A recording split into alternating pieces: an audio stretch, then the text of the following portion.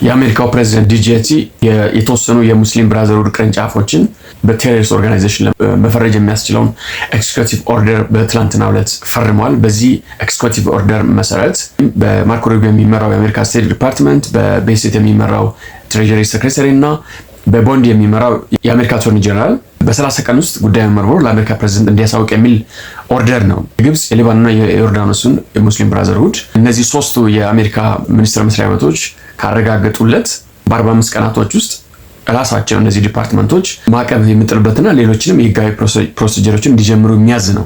ከዛ በኋላ ነው እንግዲህ ፕሬዚደንት ትራምፕ በእነዚህ 3 ወይም 4 ሀገራቶች ላይ የሚገኙ የሙስሊም ብራዘርሁድ ቅርንጫፎችን ዓለም አቀፍ አሸባሪ ቡድን ብሎ ከአልቃይዳ ከአይስ ምናምን ጋር አብሮ የሚፈረጀው ማለት ነው።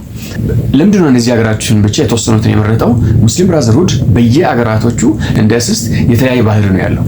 አንዱ ሀገር ላይ ትጥቅን ይጠቀማል፣ አንድ ሀገር ላይ ደግሞ ሰላማዊ ነገርን ይጠቀማል፣ አንድ ሀገር ላይ ሃይማኖትን ይጠቀማል፣ አንድ ሀገር ላይ ደግሞ ፖለቲካን ይጠቀማል፣ አንድ ሀገር ላይ ኤቲስት ይሆናል፣ አንድ ሀገር ላይ ጌይ ይሆናል፣ አንድ ሀገር ላይ የጌይ ተቃዋሚ ይሆናል። እንደዛ አይነት ባህሪ ስላለው በተለይ ከኦክቶበር 7 በኋላ ግብጽ ላይ ያለው ሙስሊም ብራዘርሁድ ከሐማስ ጋር መተባበሩና ሐማስ ከዚህ በፊትም እንደገለጽኩላችሁ የሙስሊም ብራዘርሁድ የፍልስጤም ቅርንጫፍ ስለሆነ ሐማስ ከኦክቶበር 7 ላይ የፈጸመው ነገር ግልጽ ቴሮሪስት ነው። ሊባኖስ ላይ ያለም ደግሞ እርዳታ አድርጓል ለሐማስ። ዮርዳኖስ ላይ ያለው በተመሳሳይ መልኩ ዮርዳኖስ ውስጥ የሽብር ጥቃቶችን ሲፈጽም ከሐማስ ጋር ሲተባበር በተደጋጋሚ ጊዜ ታይተዋል። ነገር ግን የሱ ፍሬንድ የሆኑት ኤርዶጋን የሙስሊም ብራዘርሁድ ሆስት የሚያደርግ ሰው ነው።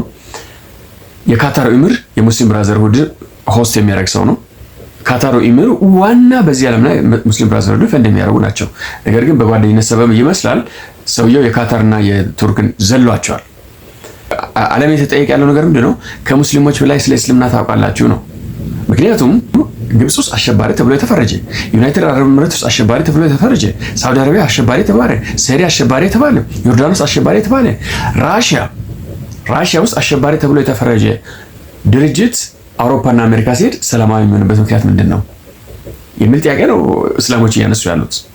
ስለዚህ ከእስላም በላይ አንተ ማን እስልምናን የምተነትን አሜሪካ የምተነትን አውሮፓ ሌላቶ እስራኤል አሁን ሙስሊም ብራዘርሁድ እንደፈለገ የሚፈረጭበት ሀገር ናት። ራም የሚባለው የእስላሞች ፓርቲ በሙስሊም ብራዘርሁድ የሚደገፍ ፓርቲ ነው እስራኤል ውስጥ ያለው። ምናልባትም እስራኤል ውስጥ 3ኛው ትልቁ ፓርቲ ሊሆን ይችላል በነምበር ኦፍ ሲት ማለት ነው። ኔታንያሁ አብሮ እያጨበጨቡ ነው የሚገኙትና በእርግጥ ኔታንያሁ አሁን ትራምፕ የወሰደው ውሳኔ ደስ ብሎኛል፣ እኔም ደግሞ ይህንን ውሳኔ እስራኤል ላይ ተገብራለሁ ምናምን የሚል ነገር ተናግሯል። ግን ስቲል ሙስሊም ብራዘርሁድ እስራኤል ውስጥም ገብቶ ፖለቲካ ፓርቲ አቋቁሞ የእስራኤል ከነሳይትም አባል ነው። ጀግኖች ናቸው ነገራችን ላይ። በሌላ በኩል ደግሞ አሜሪካ ውስጥ በጣም ብቻውን ትግል የሚያደርግ ገቨርነር አለ። የቴክሳሱ ገቨርነር አቦት ይባላል። እሱ ከሳምንት ይሆናል ሙስሊም ብራዘርሁድ እና ካውንስል ኦፍ አሜሪካን ኢስላሚክ ሪሌሽን የቴሮሪስት ኦርጋናይዜሽን ብሎ ፈርጇል። ስለዚህ ቴክሳስ ውስጥ ሀብት አይኖራቸው፣ መሬት መግዛት አይችሉም፣ ቴክሳስን ከአሁን ወዲህ የመቆጣጠር አይችሉም ማለት ነው። እንደ ካሊፎርኒያ ምናምን ኒውዮርክን ቀደም ብሎ ሙስሊም ብራዘርሁድ የሚመራቸው ስቴቶች ስለሆኑ እነሱ በዛ ቁጥር ውስጥ ሆነዋል።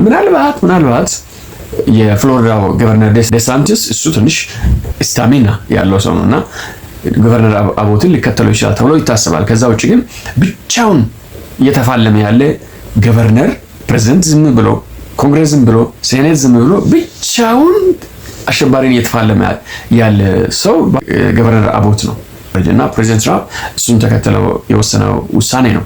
እንደኔ ግምገማ ኢትስ ቱ ሌት፣ ለአውሮፓም ለአሜሪካም ኢትስ ሲምስ ቱ ሌት። ካሁን ተውጣቸዋል፣ አታመልጧትም፣ ጠፊ ናቸው።